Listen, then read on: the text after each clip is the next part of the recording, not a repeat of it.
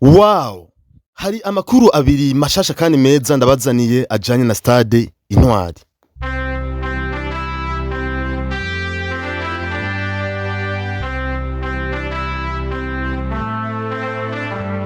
Wewe n'abandi bakunzi b'umupira w'amaguru mu Burundi muri rusangi n'abakunzi b'umugwi nserukiragihugu Intamba mu rugamba mufise umunezero wo kubona Uburundi buriko buratera intambwe ishobora kubushikana ku kwakirira inkino mpuzamakungu muhira, ni kuvuga i Bujumbura mu Burundi ku kibuga Stade Intwari.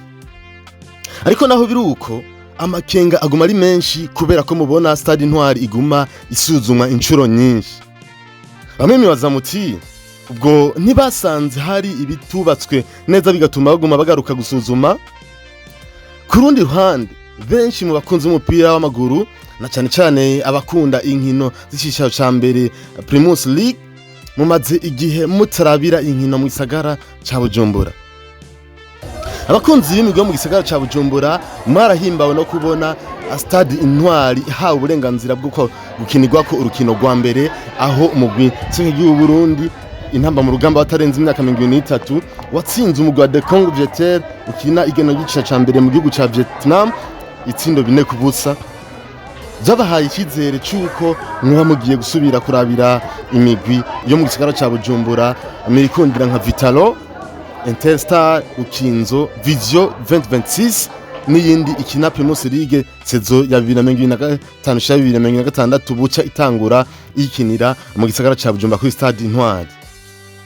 Hoba hari inkino zizohabera ko ikirangamisi camaze gusohoka cerekana ibibuga inkino zafaze are zizoberako? Nizihe nkino za sezo ikurikira zoba zizobera kuri Stade Intwari? Hambavu yo kwishura kuri ivyo bibazo no gutanga umuco ku makenga ahari kuri ivyo bibazo, muri iki kiganiro tugiye kurabira hamwe amakuru abiri mashasha kandi meza ajanye na Stade Intwari. Ayo makuru yoba ari ayahe? Jana nanje muri iki kiganiro kuva ku ntango gushika ku mpera yaco uzogenda utomokewe. Reka ndabaramutse aho muherereye hose nongenda baha ikaze muri kiganiro mugiye gushikizwa nanje Willy Fried Irambona. Ikinyamakuru ni Wifi Sport gikorera kuri Facebook na YouTube. Uyemeze neza ko amaze gufyonda kuri subscribe cyangwa s'abone kugira ngo ube uwa mbere uronka ibintu byaganiro ndaguha kuri YouTube cyangwa kuri Facebook, kandi wibuke gufungura agakengeri kugira ngo notification cyangwa uzohore uronka amakuru yuko nashize ikiganiro gishasha. Uje muri commentaire tubwire eske ibi by'Intamba mu rugamba bya Stade Intwari wewe vyibaza kwiki, bivuga kwiki. Ukaba utaragura akajezi ko mu giseke cy'Intamba mu rugamba, ndondera kuri iyo nimero ubona ha munsi ndakubwira ingene ushobora kukaronka ku giciro ciza, maze uzoje kugura Stade Intwari cyangwa kuzo kuraba inkino zo mu giseke cy'Intamba mu rugamba dushajije neza cyane. Iyo nimero yibona hano munsi ni 257 61 78 64 plus 257 61 78 64 60. Iyo nimero kandi ushobora kwitura uhamagara ko ufise kumbura ivyo ukora canke ivyo udandaza ushaka ko tukwamamariza maze ubironkera abakiriya benshi. Mu kanya tuze donido ry'iki kiganiro.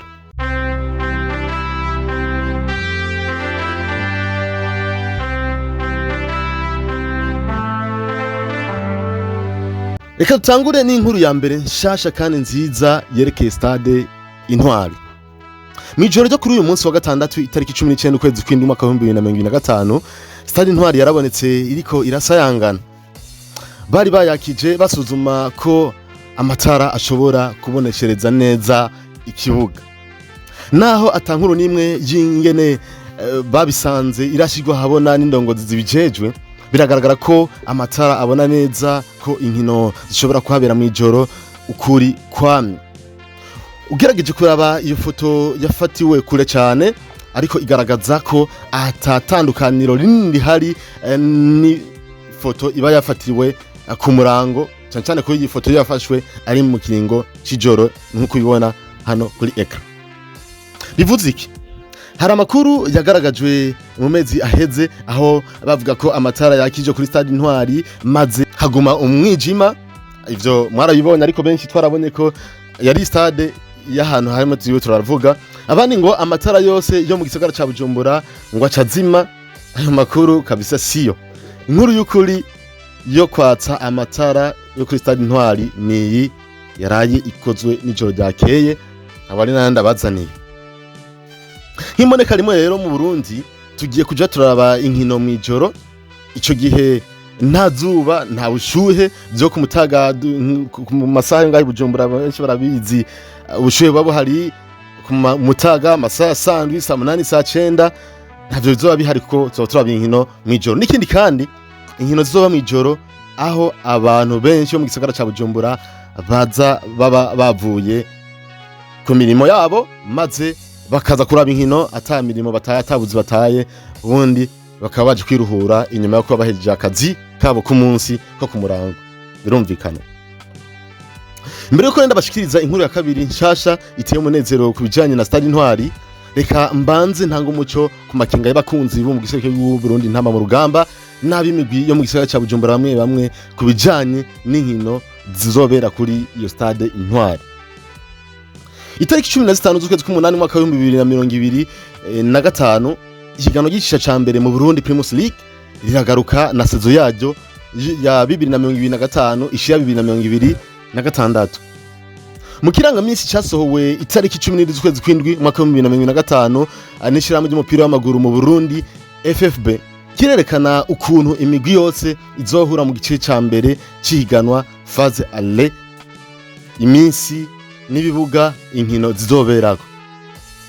Ico kirangamisi cerekana ko atarukino na rumwe ruzobera mu gisagara ca Bujumbura haba kuri stade Intwari canke kuri Centre Technique National mu Ngagara kiretse hagize igihinduka. Ivyo bivuze ko imigwi yo mu gisagara ca Bujumbura izobandanya gufata ingendo ija kwakirira iyo yahora yakiriye inkino, aho ndavuga imwe ko izobandanya ija kuri stade Urunani i Buganda mu Cibitoki, iyindi ije kuri stade Gatwaro mu Kayanza muri Bukako Vitaro ari yarimaze iminsi ikirakirira inkino zayo. Ivyo bisigura kandi ko stade Intwari izobera ko inkino mpuzamakungu gusa, no kuvuga inkino zo mu giseke y'intama mu rugamba yo Burundi bukinye byo kumvikana ko bari ukino mpuzamakungu ko ruhuza n'ibindi bihugu. Hazoba ko n'izindi nkino mpuzamakungu z'imigwi, ndavuga imigwi yo mu Burundi zoba yakiriye inkino zo mahiganwa yo ku mugabane wa Afrika nka CAF Champions League hamwe na CAF Confederation Cup. Dushobora kubona kumbure n'inkino za kivanimwe zihabera zihuza imigenderanire y'imigwi, fite nk'ubu bagendewe n'imigwi ivuye nk'Iburaya canke ku mugabane wa Afrika ahandi, akaba ari inkino zisico zisiguye mu bijanye n'umupira w'amaguru mu Burundi, nico zishobora kuba zisiguye ku ruhande kwishira mu mupira w'amaguru mu Burundi FFB. Usino n'inkuru ya kabiri shasha kandi iteye umunezero kuri stade Intwari ni iyihe.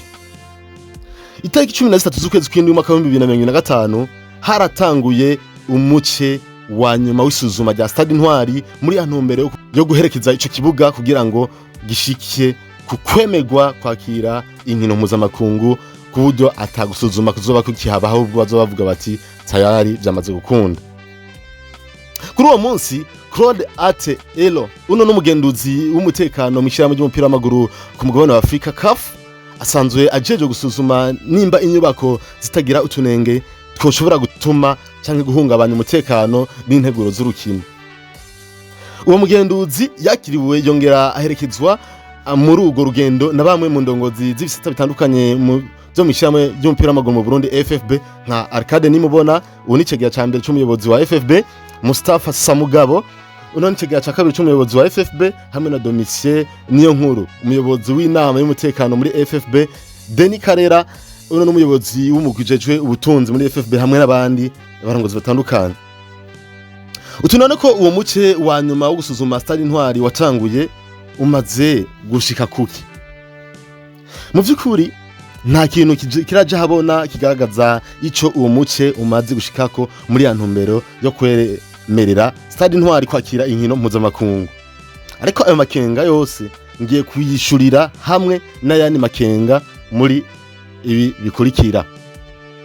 Nkuko nababwiye mu ntango za kino kiganiro, abenshi bakomeje kwibaza bati haraba isuzuma rya mbere, haraba isuzuma rya kabiri, ubu tugeze ku isuzuma rya gatatu, ariko ntibaremeza neza ikibuga baracaguye ibintu by'isuzuma. Ubwo nivyo babiriko byubakwa nabi, maze tukazokwisanga birangiye ikibuga kitemewe. Muri make rero ryitwa isuzuma, ariko je ku ruhande rwanje noryita iherekeza. Ivyo bishatse kuvuga iki? Ubundi abenshi bibaza ko gusuzuma stade bisaba ko yubakwa igahera, hanyuma inzego za FIFA canke za CAF canke zose hamwe zifadikanije zikaza zikavuga ziti ikibuga turacemeye canke turacanse, ni mu gishire hasi canke mu gisambuye canke zizokorerwe ko ibindi, ariko inkino mpuzamakungu wapi nkizokwakira. Na ariko bamwe mu vyibaza FIFA na CAF ntibaza bemeza canke bahakana, ahubwo bafasha mu nyubako, muri make baraherekeza. Bivanye naho ibyo kubakwa biba bigeze, baca barababwira bati aha ni muhakore gutya, aha ni mugorora uku, aha naho ni mubigenze gutya, kugira ngo mujane n'ivyo amategeko asaba. Muri make rero barahekeza mu kubaka.